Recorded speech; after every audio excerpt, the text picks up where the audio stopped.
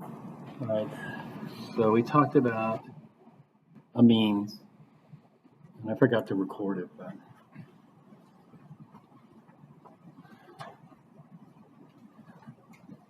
these are non-equivalent resonance forms, but they can contribute. So if I drop the lone pair here and I kick these electrons out to the carbon, we end up with this form here. This one isn't going to be as stable because we're going to have more formal charges.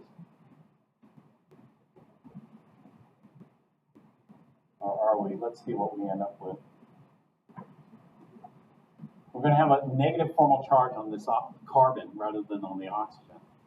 And the preference is to have the negative charge on the oxygen. Yeah. We can generate some more. That is, we can take this pair. Actually, there should be a lone pair here now. We can draw in. We can take this lone pair and drop it into the bond and kick these out onto the atom here. And so we end up with this structure here.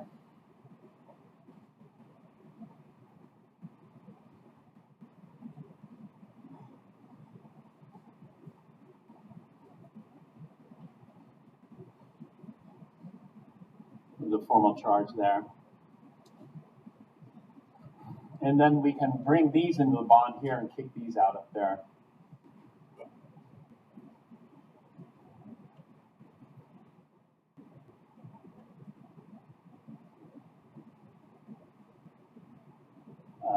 Shoot, this should be single bond, sorry. This has got to be single bond. Oh no, double bond.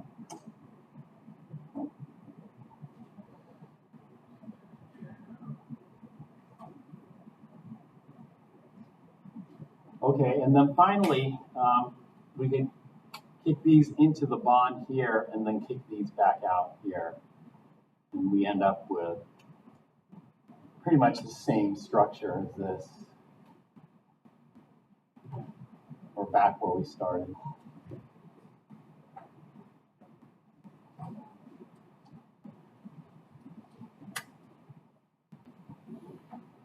And so this is delocalization, making this a weaker base.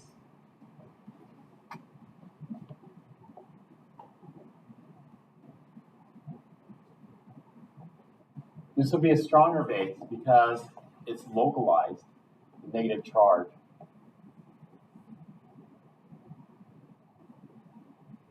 And the negative charge is delocalized over here, so it's a weaker base and a stronger base.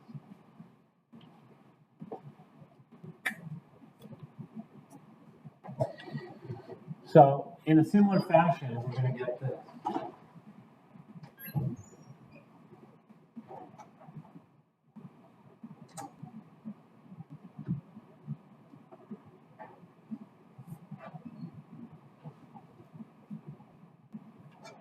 If we look at this phenylamine, what we can see is that the negative charge density on nitrogen can be distributed into the ring.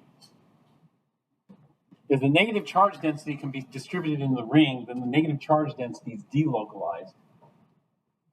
However, when we compare it to cyclohexylamine, the negative charge density cannot be delocalized into the ring. We can't generate resonance forms because there are too many. We have to lose hydrogens.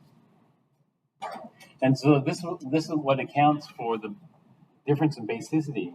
This is a million times stronger than this. This is a weak base. This is a strong, much stronger base. Still weak, but much stronger. Okay, so we add additional factors in there, and so we look at all these factors to determine acidity and basicity. So I'll stop here since we're out of time, but we'll continue this next time. Just turn in what you had for the acetic acid, ethanol, and chloroacetic acid.